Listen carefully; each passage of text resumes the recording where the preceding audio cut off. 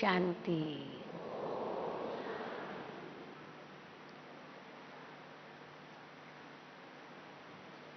बाबा हमेशा एक गीत का वर्णन करते हैं जिसका साथी है भगवान, उसको क्या रोकेगा आंधी और तूफान।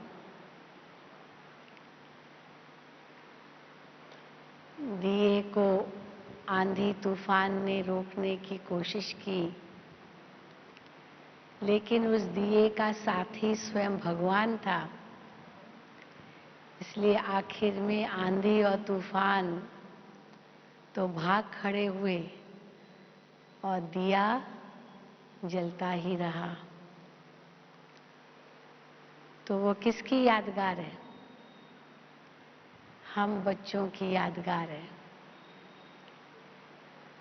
कि चाहे माया के कितनी भी आंधी आ जाए, तूफान आ जाए, चाहे कितना भी विकराल स्वरूप परिस्थिति का आ जाए, वो चाहे व्यक्ति के रूप में हो, चाहे वातावरण के रूप में हो, चाहे प्रकृति के रूप में हो, किसी वैभव के रूप में हो, ये सब माया के विकराल स्वरूप है। लेकिन जिन्होंने भगवान को अपना साथी बनाया है, वो इन परिस्थितियों में हिलते नहीं हैं, डावाडोल नहीं होते, भटक नहीं जाते, क्योंकि भगवान उनका मार्गदर्शक बनता है। आज भी बाबा ने मुरली में बहुत सुंदर शब्दों में कहा कि भगवान आपका गाइड बना इस समय स्वर्ग के द्वार तक ले जाने के लिए, गेटवे टू हेवन। ये उन दिनों की बात है जब मुंबई में एग्जीबिशन बहुत बड़े रूप से लगाई थी जहांगीर आर्ट गैलरी में, और बाबा से पूछा गया कि बाबा इसका नाम क्या दे एग्जीबिशन का। तो कई नाम चुने गए, लेकिन गेटवे टू हेवन ये शब्द बाबा को बहुत पसंद आया। तो गेटवे टू पैराडाइज इस नाम से आखिर ये एग्जीबिशन का नाम रखा गया, और उसमें बहुत बड़ा चित्र चक्र का लगाया गया था, जिसमें दिखाया था कि कैसे अब भगवान सतयुग के द्वार खोल रहा है। तो सृष्टि चक्र का बड़ा चित्र था। मुझे याद है मैं उस समय मुंबई में ही रहती थी। मुंबई 1966 या 65 की बात होगी। तो बाबा गाइड बनकर आया है मुक्ति, जीवन मुक्ति में ले जाने के लिए, और वही सच्चा साथी है। दुनिया में वैसे भी मानते हैं कि भगवान ही अंतिम साथी है और सभी आधार धीरे धीरे करके छूट जाएंगे और अंत में केवल एक भगवान ही सहारा बनना है, साथी बनना है।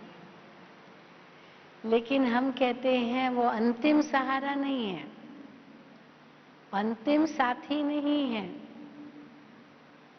पर वो अनादि अविनाशी साथी है। आदि में भी है, मध्य में भी है और अंत में भी है, केवल अंत का नहीं है। दुनिया में तो भगवान को अंतिम साथी, अंतिम सहारा मानते हैं। जब मरने की घड़ी आती है तब कहते हैं भगवान को याद करो, क्योंकि अभी भगवान के पास जाना है। तो भगवान को याद करना तब है जब जाना है भगवान के पास। लेकिन भगवान को यहाँ भी अपना साथी बनाकर रखना है, ये कभी नहीं सोचा। बस जाना है उनके पास, इसलिए उसी को ही अभी साथी बनाओ, उनको ही याद करो। तो पहले तो कई प्रकार के सहारे याद आते हैं। माँ बाप भी एक सहारा बनता है, बच्चे भी सहारे बनते हैं, एक लाठी भी सहारा बनती है, न जाने क्या क्या सहारे हम पकड़ते हैं। लेकिन जब देखते हैं कि ये सब सहारे छूट रहे हैं, छूट रहे हैं, छूट रहे हैं, तो कहेंगे हे भगवान, अब आप ही हमारे सहारा हो, आप ही हमें मदद करो। तो बाबा कहते हैं उनको अंतिम सहारा क्यों बनाते हो, इतना समय तो वेस्ट हुआ ना। अनेक सहारे आपने ढूंढे, अनेक सहारे पकड़े और धीरे धीरे एक एक सहारा छूटता गया, क्योंकि जिन सहारों को पकड़ा वो तो है ही विनाशी। चाहे व्यक्ति का सहारा पकड़ा तो वो भी विनाशी है, आज वो साथ देगा, कल अगर चला गया इस संसार से तो गया वो साथी।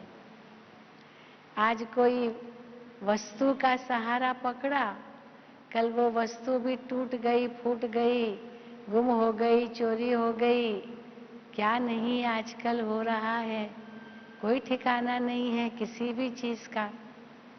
तो वो सहारा जिसको हमने समझा कि ये धन हमको अंत में बहुत सहारा देगा, पर चोर आकर के लूट गए, डाकू आकर के डाका डाल गए, आग ने जला दिया, गवर्नमेंट ने रेड कर दिया, या भूकंप ने खत्म कर दिया, तो गया वो सहारा। तो हमने क्या समझ लिया कि जब ये सब सहारे छूटे तब ही अंत में भगवान का सहारा बनता है। लेकिन बाबा कहते ये सब सहारे सहारे है ही नहीं, ये तो सब विनाशी चीजें हैं, और विनाशी को सहारा बनाया तो आखिर वो दुख देगा ही। और सहारा बनाते भी हैं तो भी उस समय भी कितना डर रहता है, पता नहीं ये सहारा साथ चलेगा या नहीं चलेगा, साथ देगा नहीं देगा। इसलिए जब हम राजयोग सिखाते हैं किसी को तो हम कहते हैं राजयोग माना क्या, राजयोग माना परमात्मा की याद। अब इसमें कई प्रकार की याद बताते हैं। एक याद है जो आप करते हैं, क्योंकि याद माना साथ, तो एक याद है जो आप करते हैं। किसी व्यक्ति को आप याद करते हैं और आपस में बातें कर रहे हैं, चर्चा कर रहे हैं और उस व्यक्ति को याद कर रहे हैं, और अनायास वो व्यक्ति पहुंच जाता है और हम कहते हैं अरे आप आ गए, अच्छा हुआ आप आ गए, अभी हम आपको याद ही कर रहे थे। यानी आपके बारे में हम सोच रहे थे, जैसे कि वो साथी था और आपको याद ही कर रहे थे, अच्छा हुआ आप आ गए। तो तुरंत वो क्या कहेगा सुनने के बाद, वो कहेगा क्यों याद कर रहे थे, क्या काम था मेरे में जो आप मुझे याद कर रहे थे। तो हम कह देंगे भाई ये काम था, वो काम था, तो हमने सोचा आप ही ये काम कर सकते हो, आप ही हमको मदद कर सकते हो, इसलिए आपको याद कर रहे थे। तो ये तो स्वार्थ की याद हो गई। जहाँ स्वार्थ होता है वहाँ उस व्यक्ति को याद किया जाता है कि ये मुझे मदद करेगा। तो दुनिया में भी भक्ति तो करते हैं, लेकिन भक्ति में कितना स्वार्थ रहता है कि भगवान हमको ये देगा, वो देगा, ये मदद करेगा।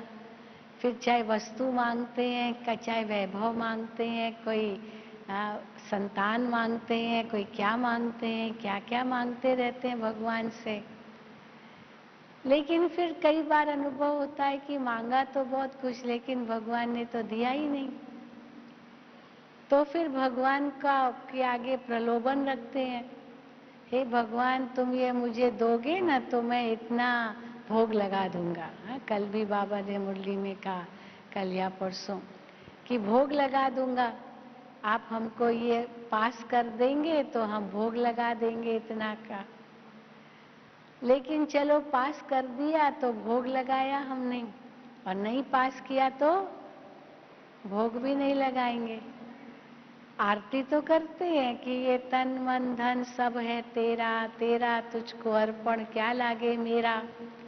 लेकिन भोग लगाएंगे तब जब आप हमको पास कर देंगे और फिर कहेंगे ये तन मन धन तेरा, वो भगवान का ही है, तो तुम क्या भोग लगाओगे 100 रुपए का, 200 500 का? वो धन भी तो भगवान का ही है।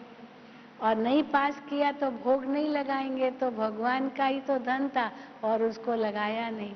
तो ये स्वार्थ का ही सारा खेल है।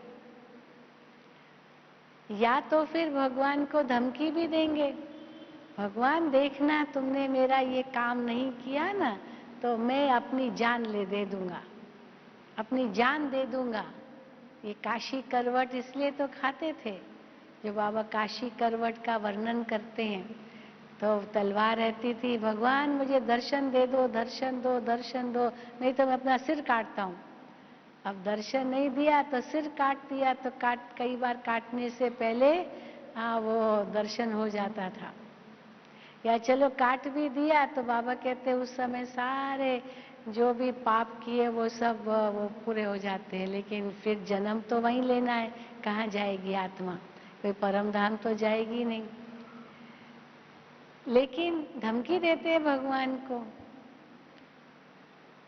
या तो वो प्यार से कहेंगे भोग लगाएंगे, या भगवान ये तुम मुझे दोगे तो मैं ये दूंगा, तो जैसे सौदा करने की कोशिश करते हैं। तो बाबा कहते हैं ये कोई याद थोड़ी है, ये तो स्वार्थ है। तो एक है याद करना किसी स्वार्थ के कारण, और दूसरा होता है याद आना। कई बार हम कहते हैं आज फलाने की हमको बहुत याद आ रही है, बहुत याद आ रही है, आज वो व्यक्ति बहुत याद आ रहा है मुझे। तो याद किसकी आती कब है? जब वो कोई प्यार होता है, कोई स्नेह होता है, तो उसकी याद आती है और ऐसे लगता है जैसे वो मेरे साथ है, क्योंकि वो स्नेह है। स्वार्थ में भी साथ अनुभव होता है, हाँ भगवान मेरे साथ है, ये मुझे मदद करेगा। और स्नेह में भी साथ का अनुभव होता है, जिससे प्यार होता है, ऐसे लगता है जैसे वो मेरे साथ है। तो उसकी महिमा करेंगे, जहाँ भी जाएंगे, जिसके आगे भी जाएंगे उसकी महिमा करेंगे, क्योंकि उससे प्यार है और लगता है जैसे वो मेरे साथ है। तो भगवान की स्तुति करते हैं, वंदना करते हैं, गायन करते हैं या कृति कीर्तन गाते हैं, ये सब भगवान के साथ का अनुभव करते हैं और यही महसूस करते हैं कि हाँ भगवान हमको देता है, प्यार है ईश्वर से, अंदर में विश्वास है कि भगवान ही तो देता है हमें। लेकिन उसमें भी हम देखते हैं दुनिया में भी ये प्यार के कारण किसी को याद करते हैं, परंतु दुनिया में जो प्यार किसी से करते हैं या उसके कारण उनकी याद आती है, उसमें भी अंत में तो दुख ही मिलता है। जैसे भगवान की याद में भी अगर स्वार्थ है तो अंत में दुख ही मिलता है, इसी प्रकार मनुष्य की याद में भी अगर चलो स्वार्थ नहीं है, प्यार है, केवल उनकी महिमा है, उनकी अच्छाई हम देख रहे हैं जिससे प्यार उत्पन्न होता है। लेकिन अगर किसी से उसका वर्णन किया कि फलाना व्यक्ति बहुत अच्छा है, बहुत अच्छा है, सबके आगे उनकी तारीफ करेंगे, लेकिन कोई ऐसा निकल आएगा जो कहेगा क्या इतनी तारीफ करते हो, मुझे पता है वो कैसा है, आपको तो लगता है वो बहुत अच्छा है लेकिन वो इतना अच्छा नहीं है, उसके अंदर ये कमी है, ये अवगुण है, ये बुराई है। अब आप सोच में पड़ जाएंगे, अब मैं तो इसको इतना अच्छा समझ रहा था, वो तो ऐसा भी है क्या? तो थोड़ा जो प्यार के कारण उसकी याद आप उसकी याद आती थी, अब थोड़ी सी याद हट गई, क्योंकि उसका अवगुण भी आप नोट करने लगेंगे कि हाँ फलाना तो ऐसा भी है। तो याद तो करेंगे, याद आएगी भी, लेकिन उसमें थोड़ा दुख भी भर जाएगा, क्योंकि उसका अवगुण भी दिखाई देगा। और तीसरी प्रकार की याद जो इंसान की होती है, उसमें याद सताती है, हम उसको भूलना चाहते हैं लेकिन वो याद भूलती नहीं है, क्योंकि इतना प्यारा था वह संसार से चला गया।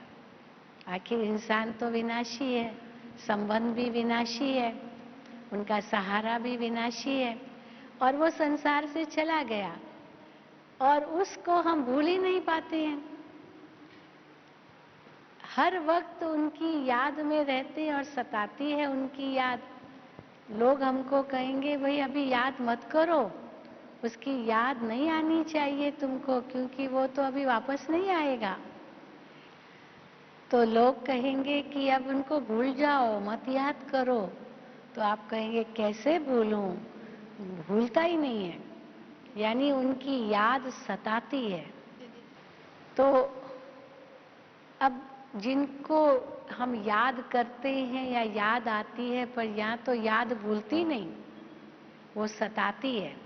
तो बाबा कहते हैं ये तीनों प्रकार की यादें आखिर में दुख देगी, पर परमात्मा की सच्ची याद हमें कभी दुख नहीं दे सकती है,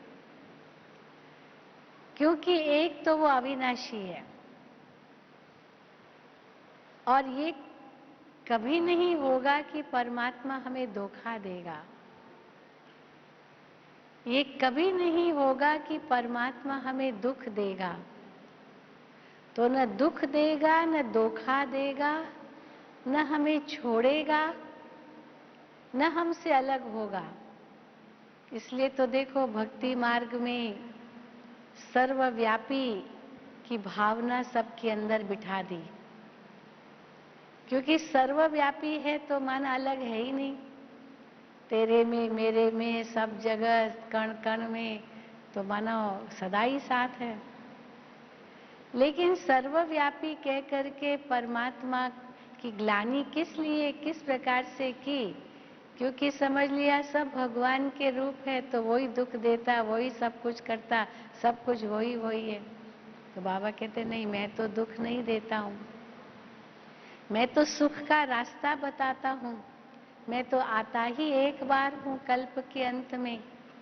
इसलिए बाबा हमें वो अनुभव कराते हैं जिसमें अगर हमने बाबा को अपना सच्चा साथी माना तो जीवन में कभी भी दुख नहीं होगा, कभी भी अशांति नहीं होगी, कभी भी हम अपने आप को अकेला नहीं महसूस करेंगे, कभी भी हम ये नहीं महसूस करेंगे कि साथ बाबा ने छोड़ दिया। इंसान तो साथ छोड़ देगा, धोखा देगा, उसकी अपनी क्षमता है, अपनी कैपेसिटी है मदद करने की। हर वक्त हर कोई नहीं मदद कर सकता, लेकिन परमात्मा तो सर्वशक्तिमान है, और उस सर्वशक्तिमान को ही हमने अपना बना लिया तो मानो खान की चाबी मिल गई हमको, और आदि से अंत तक वही है। तो बाबा ही हमारा सच्चा सहारा बन जाता है, वही सच्चा साथी बन जाता है। इसीलिए सब संबंध एक के साथ ही हम जब जोड़ते हैं तो दूसरा कोई संबंध याद ही नहीं आता। तो इसलिए उस याद को हम कौन सी याद कहेंगे जिसमें साथ कभी छूटता ही नहीं, न आती है याद, न करते हैं, न सताती है। लेकिन ये चौथी प्रकार की याद जिसको बाबा कहते हैं समाने वाली याद, समाने वाली याद, समाना, उसमें खो जाना, जिसको इंग्लिश में कहते हैं लॉस्ट इन लव। वैसे भी कोई व्यक्ति का किसी से प्यार होता है, कहते हैं ये तो उसका पागल हो गया, उसका दीवाना हो गया, उसमें खो गया है, लॉस्ट इन लव। लेकिन दुनिया में जब प्यार की बात करते हैं तो उसमें एक और शब्द भी यूज करते हैं, फॉल इन लव। हाँ, उसके प्यार में गिर गया, उसके प्यार में गिरा। तो दुनिया के लोगों के प्यार में तो हम और ही नीचे गिरते हैं, क्योंकि दिल क्या देते हैं, दर्द ही लेते हैं। खुशी सुख क्या लेते हैं, दुख ही लेते हैं। इसीलिए उस प्यार में तो कोई सच्चा सुख समाया हुआ नहीं है। पर बाबा के प्यार में, बाबा की याद में आत्मा को कैसे सदा सुख अनुभव होता है? क्योंकि मान लीजिए अगर हम उनको याद करते भी हैं, पर अंतर में पूरा विश्वास है कि हमने अगर एक कदम आगे बढ़ाया तो बाबा 10 कदम आगे बढ़कर हमारे सामने जरूर आएंगे। कोई संकोच नहीं। दुनिया में हम संकोच करते हैं, पता नहीं मदद करेगा नहीं करेगा, पता नहीं, हम उसको याद तो कर रहे हैं, उसको बुला तो रहे हैं, पर पता नहीं वो करेगा या नहीं करेगा, तो संकोच रहता है। भगवान के लिए हम ये कभी नहीं कहेंगे पता नहीं मदद करेगा या नहीं करेगा, उनके लिए तो गारंटी है। लेकिन वो गारंटी का आधार क्या है? जो बाबा कहते तुम एक कदम आगे आओगे तो मैं 10 कदम आगे आऊंगा, तो मुझे याद करोगे तो मैं तुम्हारे पाप कर्मों से तुझे मुक्त कर दूंगा। कंडीशन रखता है। हम एक कदम भी आगे नहीं जाते, कुछ हिम्मत ही नहीं रखते, तो फिर समझते भगवान मदद करे। हिम्मत तो हमको अपनी रखनी पड़ेगी ना, क्योंकि मदद का आधार ही है हिम्मत। और कई बार बाबा कहते हैं मुझे यूज करो, बच्चों को मुझे यूज करना आता नहीं है, खुद ही करते हैं, तो हिम्मत तो बहुत अच्छी दिखाते हैं, पर मदद भी मुझे बाबा से मिलनी है ये सोचते ही नहीं है, तो बाबा की याद तो रहती नहीं है। बाबा की याद तब रहे जब हम अंदर में ये सोचे, हिम्मत हम रखें, बाबा 100 कदम, 1000 कदम, पदम गुना कदम हमें मदद करेगा, पर पहला कदम हमारा। कई लोग भगवान पर इतना अंधविश्वास रख देते हैं जो समझते हैं भगवान हिम्मत भी देगा और मदद भी करेगा, क्योंकि हिम्मत भी नहीं है हमारे पास। अब ये तो कर्मों की गुह्य गति है। एक बीज डालो तो सही, तभी तो धरती देगी। बिना एक बीज डाले आपको धरती 1000 बीज कैसे देगी? हम एक बीज डालते हैं और कितने फल निकलते हैं उस समय थोड़ी पता चलता है कितने फल निकलेंगे। हमने तो एक ही बीज डाला, फल तो अनगिनत मिल जाते हैं। एक फल काटो, उसमें कितने बीज हैं वो तो गिनती कर सकते हैं। हमारी हिम्मत कितनी गुना है वो तो हम गिनती कर सकते हैं, लेकिन एक बीज से फल कितने निकलेंगे वो थोड़ी गिनती होंगी पहले से ही बीज डालते वक्त। इसीलिए बाबा कहते हैं बच्चे एक कदम तो आगे बढ़ाओ। आपके आगे भी देखो कितने विघ्न आए होंगे यहाँ आने के लिए, लेकिन आपने हिम्मत नहीं छोड़ी, तो देखो बाबा ने रास्ता साफ कर लिया और आप यहाँ पहुँच गए। कई ऐसे होंगे अपना अनुभव सुनाते, कितने विघ्न आए हमारे सामने यहाँ आने से पहले, लेकिन हमने अंदर में संकल्प किया मुझे जाना है, मुझे जाना है, तो मुझे जाना ये संकल्प हिम्मत का रखा, मदद मिलती गई और रास्ता साफ होता गया। ये बाबा की मदद थी। लेकिन पहला कदम तो हमको अपना हिम्मत का तो रखना होगा। तो बाबा की याद में ही हिम्मत है। हम ये बाबा को याद करते हैं, उस याद में हमारी मन की शक्ति इतनी जमा हो जाती है, जिस जमा शक्ति के आधार से हम कोई भी कार्य कर सकते हैं, और उसमें बाबा की याद समाई हुई होती है, तो मदद भी समाई हुई होती है। और हम यही कहते पता नहीं कैसे हो गया, हाँ ये तो बाबा की मदद थी। कई अभिमानवश सोचते अरे ये तो मैंने किया, लेकिन जिन्होंने सचमुच बाबा को याद किया होगा सच्ची दिल से, सच्चे प्रेम से, वो तो कहेंगे ये तो मेरा तो कुछ भी नहीं था, ये सब बाबा की मदद थी। बड़े नम्र हो जाएंगे। और कोई तो अभिमानी हो जाएंगे, बाबा की मदद मिली तो भी उसको स्वीकार नहीं करते हैं। तो बाबा तो मुस्कुराते हैं कि बच्चा देखो कितना नादान है, उसको पता नहीं कि कितनी मदद बाबा ने की, एक कदम हिम्मत का आगे रखा, पर बाद में भूल गया। फिर बाद में याद आता है कि अरे ये तो बाबा की मदद थी। तो बाबा कहते हैं याद करो नहीं, याद आए नहीं, सताने का तो प्रश्न ही नहीं है, क्योंकि बाबा को अपने से अलग हम करें ही क्यों? जो याद सताए, बाबा आप कहाँ चले गए, बाबा आपको मैं ढूंढ रही हूँ, कहाँ मैं ढूंढूं, कहाँ मिलेंगे? बाबा कहते हैं मैं तो आपके साथ हूँ, आपके पास हूँ। इसीलिए बाबा ने एक मुरली में बहुत सुंदर कहा था, बाबा ही चाबी है, सब सारी खान की चाबी, सब खजानों की चाबी। कोई भी खजाना चाहिए गुणों का, शक्तियों का, बस बाबा कहा वो चाबी लग गई, और खजानों की चाबी लगते ही सारे खजाने आपके हो गए। अलग अलग एक एक खजाना मांगने की जरूरत नहीं है। भक्ति में तो अलग अलग खजाने मांगते हैं। हे भगवान शांति दो, शक्ति दो, दया करो, रहम करो, मेहरबानी आपकी, माफ करो, न जाने एक एक चीज मांगते रहते हैं। या तो वस्तु मांगेंगे, या तो गुण मांगेंगे, या तो माफी मांग लेंगे, बस मांगना ही है, यही समझते हैं। अभी याद में समा गए तो मांगने की तो बात ही नहीं, सारी खान ही हमारी हो गई, बस चाबी लगाने की देर है।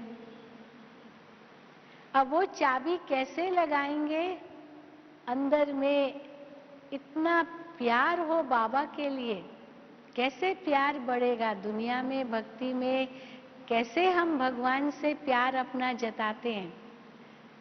महिमा गाकर, ये स्तुति कीर्तन ये सब क्या है? ईश्वर की महिमा है। परंतु अंतर क्या पड़ जाता है? स्तुति करते करते कुछ मांग लेते हैं। अब मांग लिया तो जैसे अमृत में एक बूंद जहर की पड़ गई, मांग लिया तो वो तो खाली हो गया, या जहर की पड़ गई या सुराख हो गया तो खाली हो गया। जहर की पड़ गई, अमृत खत्म हो गया, वो तो जहर बन गया। और बिन मांगे मोती मिले, बिन मांगे मोती मिले, मांगे मिले न भीख। तो मांगते मांगते तो भिखारी बनते आए। अभी बाबा कहते हैं मैं तो ज्ञान रत्नों की खान आपको देता हूं, ये रतन है। आज भी बाबा ने मुरली में कहा कि जो कुछ मैं देता हूं ये 4 मुख्य सब्जेक्ट्स है, इस पर पूरा अटेंशन दो तो आप पास विद ऑनर बन जाएंगे, लक्ष्मी नारायण समान बन जाएंगे, विष्णु समान बन जाएंगे। ये 4 अलंकार, शंख चक्र गदा पद्म, ये 4 हमारे सब्जेक्ट्स है। ये चारों हमें ही संपूर्ण रूप से धारण करने हैं, और ये बाबा ही तो दे रहा है।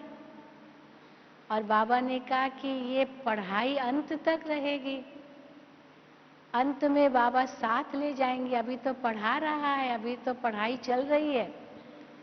कई बच्चे बाबा से पूछते हैं कि बाबा ये पहले क्यों नहीं बताया?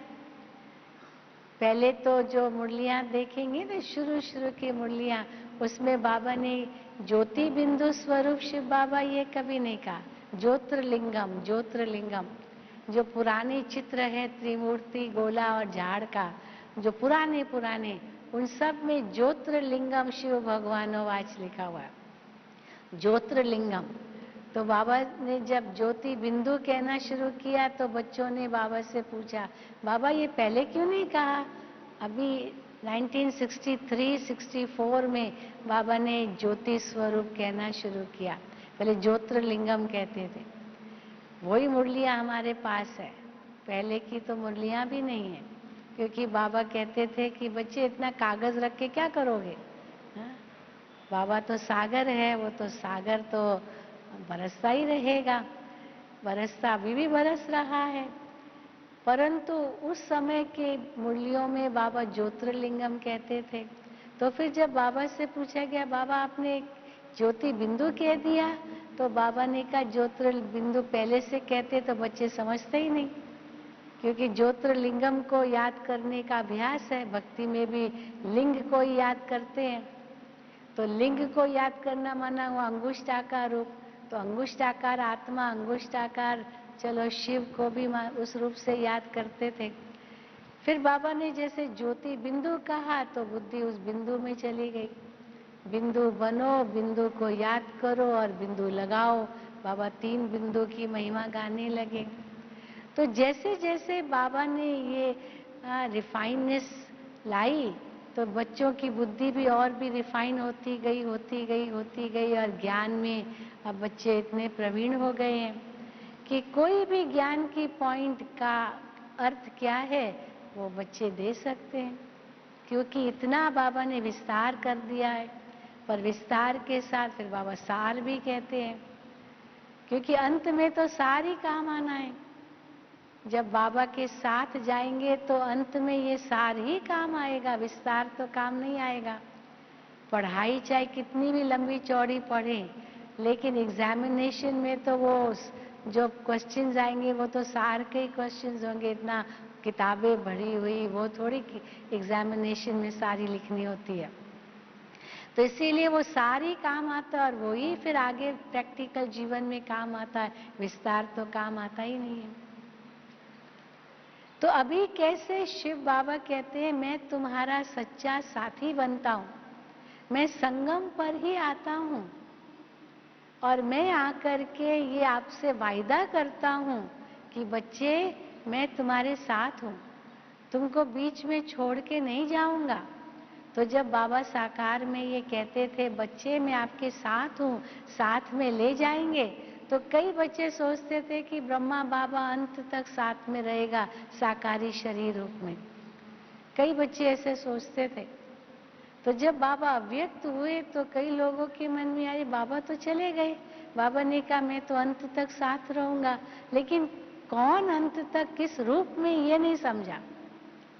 क्योंकि बाबा ये भी मुरली में कहते थे बच्चे ये शरीर तो विनाशी है, विनाशी शरीर का तो सदा साथ मिलता नहीं है, अंत में तो हाँ 5 तत्वों में तो वापस जाएगा ये शरीर जहाँ से ये शरीर आया है। और ब्रह्मा बाबा का सूक्ष्म फरिश्ता स्वरूप का साक्षात्कार होता था। ब्रह्मा बाबा को भी गुलजार दादी ने सबसे पहले आके यही बताया, बाबा आपका सूक्ष्म वतन में फरिश्ता स्वरूप का साक्षात्कार हुआ। तो बाबा को ये विश्वास हो गया कि मैं फरिश्ता बनने वाला हूँ। तो बाबा ने भी अवश्य ये कहा बच्चे ये शरीर तो छूट जाएगा, ये थोड़ी कोई सदा साथ है, लेकिन बाबा तुम्हारे साथ है, अव्यक्त बाप दादा तुम्हारे साथ है, शिव बाबा और अव्यक्त ब्रह्मा तुम्हारे साथ है, वतन में तुम्हारे साथ हैं और वतन से सब साथ में जाएंगे। अभी तक परम धाम के गेट खुले नहीं हैं। गाइड तो शिव बाबा बनना है, ब्रह्मा बाबा उनके साथ है क्योंकि बाप समान हो गए। पर बाप समान होकर भी ब्रह्मा बाबा परम धाम में तो नहीं गए हैं, वतन में हमारा इंतजार कर रहे हैं। तभी तो ये अव्यक्त मुरलियां हमें मिलती रहती है। भले अव्यक्त मुरलियों का भी स्वरूप बदलता जा रहा है, क्योंकि बाबा ने बहुत पढ़ा दिया, बहुत कुछ दे दिया है। मानो 1969 से लेकर अव्यक्त मुरलियां हम सुन रहे हैं। 2015 हो गया, मानो 69 से लेकर 2015 46 साल, 47वां साल मानो शुरू। इतने सालों से बाबा ने अव्यक्त रूप से पढ़ाई हमें पढ़ाई है। बाबा कब तक इंतजार करेंगे? अभी तक इंतजार ही कर रहे हैं, पर बच्चों को सजाते भी रहते हैं। फिर बाबा कई बार कहते बाबा ने तो अब बहुत कुछ सुना दिया, अब जो सुनाया है उसको प्रैक्टिकल में धारण करना है, क्योंकि अंतिम पेपर जो आएगा वो तो 1 सेकंड का ही आएगा, क्योंकि धीरे धीरे सार रूप में जाना है। सार रूप, विस्तार बहुत हो गया, बच्चे विस्तार में बहुत जाते हैं और सार को भूल जाते हैं। अंत का पेपर जो बाबा हमें बार बार ताकीद करते रहते हैं, वो अंत का पेपर तो 1 सेकंड का ही होगा। बस मेरा तो एक शिव बाबा, दूसरा न कोई, वही सच्चा साथी है, वही सच्चा सहारा है। अंत में उनकी ही याद आए और कोई भी देहधारी की याद न आए, लेकिन उसका आधार है बहुत काल का अभ्यास। क्योंकि जब अचानक होगा और हम रेडी नहीं हैं और अब बहुत काल का अभ्यास नहीं है तो फेल हो जाएंगे उस परीक्षा में। इसीलिए बाबा अचानक भी कहते हैं और एवर रेडी भी कहते हैं और फिर साथ में कहते हैं बहुत काल का अभ्यास, क्योंकि वो बहुत काल का अभ्यास ही अंत की परीक्षा होगी। 1 सेकंड में केवल बाबा ही सच्चा साथी है और कोई नहीं, और मैं आत्मा उनके साथ ही जा रही हूँ। ये अंत के पेपर में हम पास होंगे इसी स्थिति में। अगर और कोई भी देहधारी साथी बनाया या उनको सहारा बनाया, वो आत्मा की इतनी बड़ी कमजोरी बन जाएगी जो अंत में वही याद आएगी, बाबा का साथ छूट जाएगा।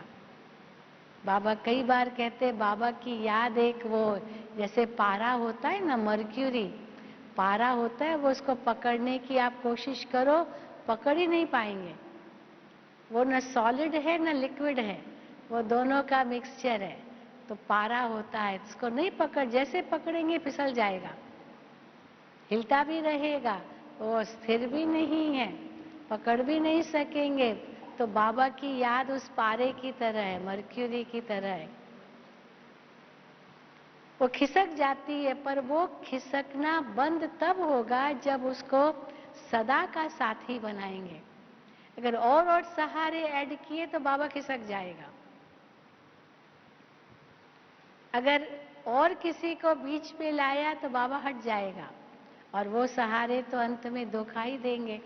पर ये सहारा तब सच्चा सहारा बन सकेगा जब और कोई की याद न हो।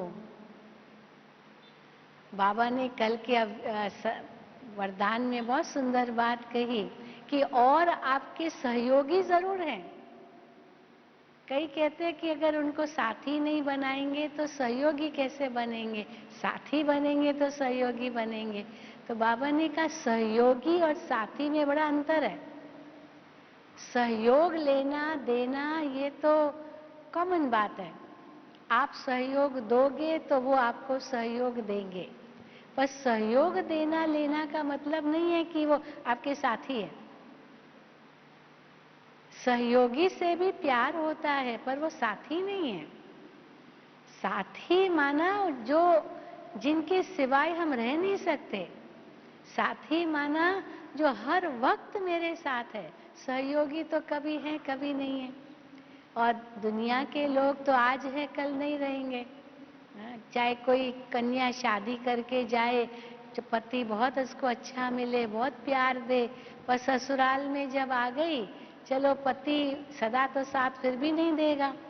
अब उसको दफ्तर में जाना है, उसको बिजनेस में जाना है, तो पत्नी तो घर में अकेली, कहाँ सदा साथी हुआ, अकेली है। फिर वो योग क्या हुआ, वियोगी होगा। हाँ, मेरा पति पता नहीं कहाँ गया, पता नहीं कहाँ गया। तो कई बार बताते हैं कि राधा और मीरा दोनों में अंतर क्या था। वो गीत है ना, राधा के प्यार और मीरा के प्यार में अंतर क्या था। राधा थी प्रेम दीवानी और मीरा थी दर्द दीवानी। वो प्रेम दीवानी थी क्योंकि बहुत प्यार था कृष्ण के साथ, लेकिन उस प्यार में वो समझती थी कि कृष्ण मुझे छोड़ के न जाए। अगर कृष्ण किसी गोपी के साथ है तो उसको ईर्ष्या होती थी, ये गोपी के साथ क्यों है, मेरे साथ क्यों नहीं है। तो किसके साथ भी, किसके पास भी जाएगा तो राधे को ईर्ष्या होती थी। और मीरा तो बस भक्तिन थी, दासी कहलाती थी और सदा कृष्ण का साक्षात्कार करती रहती थी, लेकिन दर्द दीवानी थी। दर्द ही दर्द में ही वो, क्योंकि दुख भी बहुत था उसको, बहुत विघ्न आए, पर उसने उस विघ्नों की परवाह नहीं की। कृष्ण को ही अपना साथी बनाया, उसी का ही दर्शन करती रहती थी, लेकिन दासी के रूप में, सेविका के रूप में। और राधा तो साथी रूप में थी, फिर भी वियोगी थी।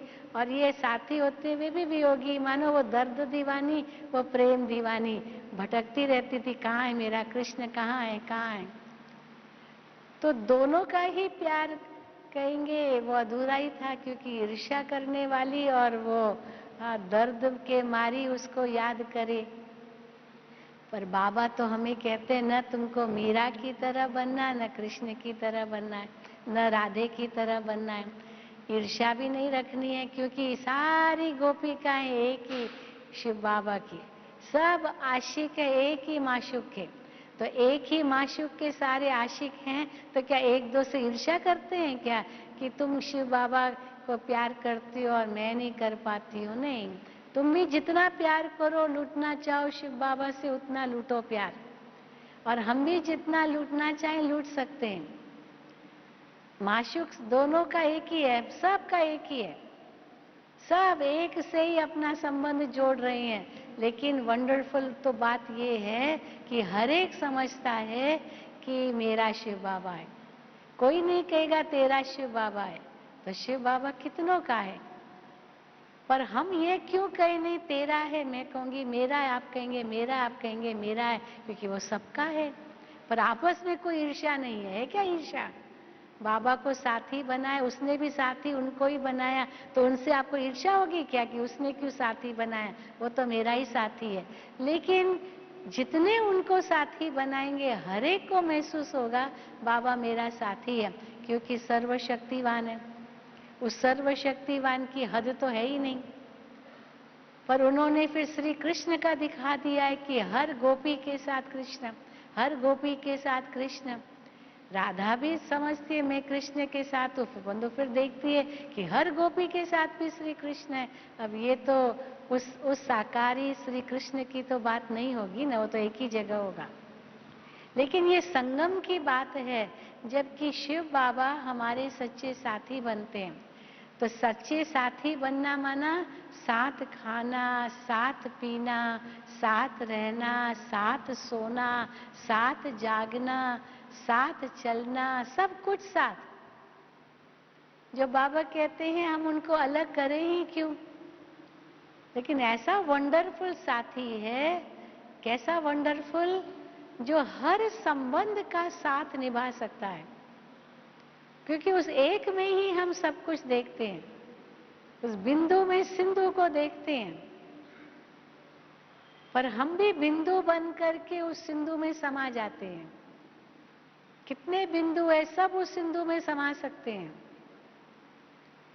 इसीलिए बिंदु बन के सिंधु में समाना, ये है सबसे ऊंचे से ऊंची याद, जिसमें हम अपने आप को अलग करें ही क्यों। इसलिए बाबा कई बार शब्द यूज करते हैं, कंपनी नहीं लेकिन कंबाइंड। कंपनी माना साथ, पर साथ है तो चलो थोड़ा दूर भी हो सकता है, पर कंबाइंड माना उसमें समाया हुआ, उसमें खोया हुआ, उसमें इतना साथ में है जो अलग हो ही नहीं सकता है। पर लोगों ने उसको उस भक्ति रूप में समझ लिया सर्वव्यापी है, और सर्वव्यापी समझ करके बाप की ग्लानि कर दी कि सब कुछ वो ही करता है। बाबा ने तो कल तक कह दिया कि मैं तो थॉट रीडर, मैं तो जानी जाननहार भी नहीं हूं। क्या मतलब है इसका कि थॉट रीडर के रूप में सब कुछ जानने वाला। बाबा कहते मैं ज्ञान का सागर जरूर हूं, पर आपके मन में क्या चल रहा है ये मैं इस समय नहीं सोच रहा हूं। क्योंकि समझो आपके मन में क्या सोच रहे हैं और मैं जान जाती हूँ, और मैं कहती हूँ कि आप ये सोच रहे हैं, उस समय आप अपनी सोच को बदल सकते हैं। सोच को बदलने में कितनी देर लगती है? आप कहेंगे नहीं मैं तो ये नहीं सोच रही थी। और बाबा कहते अगर मैं केवल सबका सोच ही पढ़ने वाला बन जाऊं तो हाँ, सारे सबके अंदर में दुनिया में तो विकारी सोच ही है, और क्या सोच है।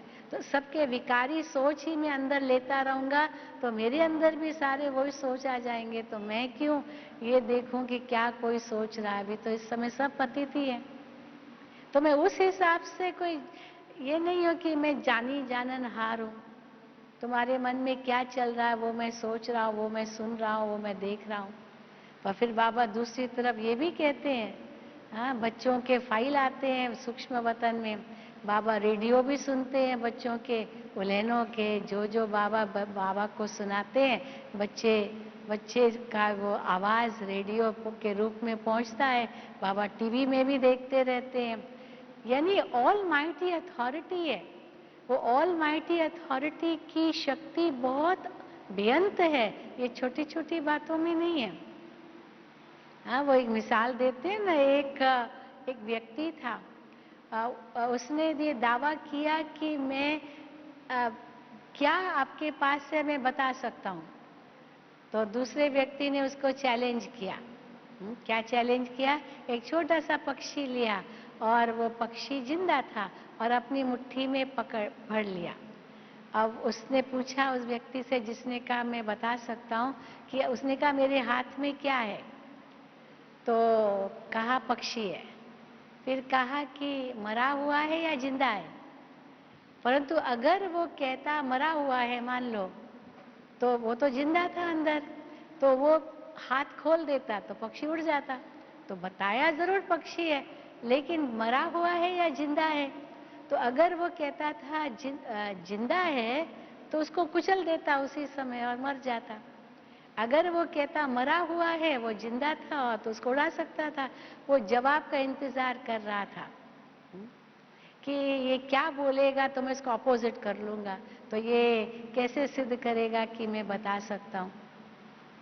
अब तो इसीलिए उसने कहा कि ये तो आपके ऊपर है, आप उसको मरा हुआ बनाओ या जिंदा रखो। वो जवाब उसने ऐसे ही दे दिया, यानी आपके ऊपर है। इसलिए उसने भी साफ जवाब दे दिया, क्योंकि आखिर तो वो क्या अंदर में करेगा वो तो वही जाने।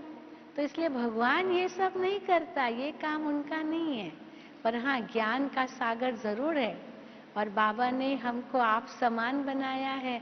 जितने भी बाबा के गुण हैं सब में बाबा ने आप समान बना दिया है। इसीलिए हम ये कभी नहीं कह सकेंगे कि बाबा ज्ञान का सागर है, मैं नहीं हूँ, मैं मास्टर ज्ञान का सागर हूँ, मैं मास्टर शांति का सागर बन गया। बाप समान बना दिया हमको। तो इस संगम पर हम जब बाप समान यहाँ बनते हैं, तो बाप समान माना सदा साथ, सदा ही साथ उनके समान, क्योंकि साथ जो होगा उसका रंग तो चढ़ेगा ना। तो साथ दे करके बाबा ने हमको अपने समान बना दिया। लेकिन बस थोड़ी हद तो रखेगा, क्योंकि आत्मा कोई परमात्मा तो नहीं बनती, तो इसलिए थोड़ी हद तो रखता है कि बच्चे आप तो चक्र में आते हो, मैं नहीं आता हूँ। बस मैं तो संगम पर ही आता हूँ और मैं वो कार्य करता हूँ जो और कोई नहीं कर सकता, पतितों को पावन बनाने का, घर ले जाने का, ये ईश्वर का कार्य है। तो अब बाबा सच्चा गाइड बन करके आया है और हमें उस स्वर्ग के द्वार तक ले जा रहा है, मुक्ति, जीवन मुक्ति दे रहा है। हाँ, बाबा कहता है स्वर्ग के द्वार के अंदर मैं प्रवेश नहीं करूंगा, वो तो श्री कृष्ण की आत्मा प्रवेश करेगी। ब्रह्मा सो श्री कृष्ण, उनके साथ आप जाओगे, मैं स्वर्ग में नहीं आऊंगा। आज बाबा ने कितनी सुंदर बात सुनाई कि स्वर्ग का द्वार खोलता तो मैं हूं, खोलता मैं हूं, लेकिन एंट्री कृष्ण को मिलती है, मैं एंटर नहीं करता हूँ। हाँ, मैं बाहर ही खड़ा रहता हूँ। परम धाम में ले जाता हूँ, वो एंटर करता हूँ, तुमको साथ ले जाता हूँ, बस स्वर्ग का द्वार खोल करके तुमको भेज देता हूँ। लेकिन कैसी विचित्र बात, जो स्वर्ग का द्वार खोलता है उसका नाम न डाल करके जो स्वर्ग के द्वार में प्रवेश करता है उसका नाम डाल दिया गीता के अंदर, तो अंतर गुड़ोला कर दिया। तो इसीलिए बाबा इस समय आए हैं हम बच्चों को गाइड बन करके घर ले जाने। तो घर जाना है, नई दुनिया में आना है, उसके लिए बाबा कहते हैं मुझे सच्चा साथी बनाओ, क्योंकि मैं ही ले जाऊंगा। तो ये केवल अंतिम सहारा नहीं है, सच्चा सहारा है और एक ही सहारा है। कई बार हम माताओं से पूछते हैं कि माताएं आपको कितने बच्चे हैं, तो बताती है 3 लौकिक 1 पारलौकिक, शिव बाबा। लेकिन शिव बाबा जो पारलौकिक बच्चा बताती है उसको लास्ट में ले जाती है और 3 लौकिक वो पहले बताती, 3 लौकिक और 1 पारलौकिक। पर होना क्या चाहिए, शिव बाबा लास्ट में या शिव बाबा पहला? हाँ, लास्ट में बना लिया तो लौकिक जो बच्चे होंगे वो शिव बाबा जैसे थोड़ी बनेंगे।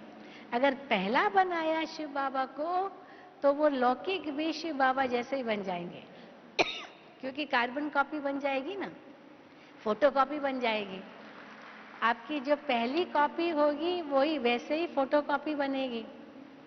तो पहली कॉपी आपके लौकिक बच्चे, फिर बाबा को आप फोटोकॉपी लास्ट में ले जाते हो, तो फोटोकॉपी वो फिर पहले बच्चों की तरह बना देंगे, तो वो फिर बच्चे कैसे सुधरेंगे। लेकिन पहला बच्चा शिव बाबा को बनाओ, तो देखो लौकिक बच्चे भी बाप समान बन जाएंगे। ये युक्ति है। और उसके लिए क्या करना होगा, बाबा को सच्चा साथी बनाना होगा। तो बाप भी वही, माँ भी वही, बेटा भी वही, पतियों का पति भी वही, सब संबंध भी वही, सखा भी वही, तो सबसे पहले नंबर में वही आएगा ना। अगर पहला नंबर नहीं बनाया, लास्ट में बनाया, तो बाकी सब जगह ले लेंगे, तो बाबा को तो जगह ही नहीं मिलेगी। फिर वो सच्चा सहारा कैसे बनेगा। अगर बाबा को पहला सहारा बनाया, तो भले वो सहारे आपके छूट भी जाएंगे, क्योंकि वो तो परमानेंट नहीं है, वो छूट भी जाएंगे, लेकिन आपका सहारा कभी नहीं छूटेगा। बाबा विश्वास दिलाते, बच्चे मैं आपको कभी छोड़ के नहीं जाऊंगा। गुरु गुसाई भी भले वायदा करते हैं कि हम आपको मोक्ष दिलाएंगे, कोई नहीं दिलाएगा। वो खुद भी मोक्ष में कहाँ जाते हैं, उनको तो पुनर्जन्म लेना है। इसीलिए बाबा कहते हैं मुझे ही सच्चा सहारा बनाओ, केवल अंतिम सहारा समझ करके सहारा नहीं बनाओ। पहला भी है, आदि भी है, मध्य भी है, अंत भी है। कुछ भी हो जाए, बाबा ये पहले शब्द निकलना चाहिए। और किसी की याद आई, माना उनको सहारा बनाया, और किसी को भी याद किया, माना उनको सहारा बनाया, और किसी की याद सताई, माना उनको सहारा बनाया। और बाबा में लीन हो गए तो और कोई न आएगी याद, न सताएगी, न करेंगे आप। वो पीछे पीछे आएंगे, वो भी उसी सहारे के पीछे पीछे आएंगे, और आप आगे आगे होंगे उस सच्चे सहारे के साथ। तो ये मंजूर है ना कि बाबा को ही सच्चा साथी बनाना है और कोई नहीं। इसीलिए गीत गाओ, मेरा तो एक शिव बाबा दूसरा न कोई। हमारी नलिनी दीदी बहुत प्यार से गाती है ये गीत, मेरा तो एक शिव बाबा दूसरा न कोई। उस पर एक गीत भी बना हुआ है, बहुत सुंदर गीत है। अभी हम बाबा की याद में बैठेंगे, भाई अगर वो गीत बजा सको, शिव बाबा मेरा एक दूसरा न कोई, तो फिर बहुत अच्छा होगा। सभी अपने अंदर ही अंदर मन में ये गीत गाते रहना, और सारा दिन यही धुन लगी रहे, मेरा तो एक शिव बाबा दूसरा न कोई। कुछ भी बात सामने आए तो एक बल एक भरोसा, मेरा तो एक शिव बाबा दूसरा न कोई। तो सच्ची मीरा बन सकेंगी, सच्ची राधा बन सकेंगी, सच्ची योगी बन सकेंगे, क्योंकि एक के सिवाय और कोई भी आपकी बुद्धि में नहीं रहेगा। वही सच्चा माशूक बन करके उनके ही प्यार में हम खोए रहेंगे। अच्छा, ओम शांति, ओम शांति, ओम शांति।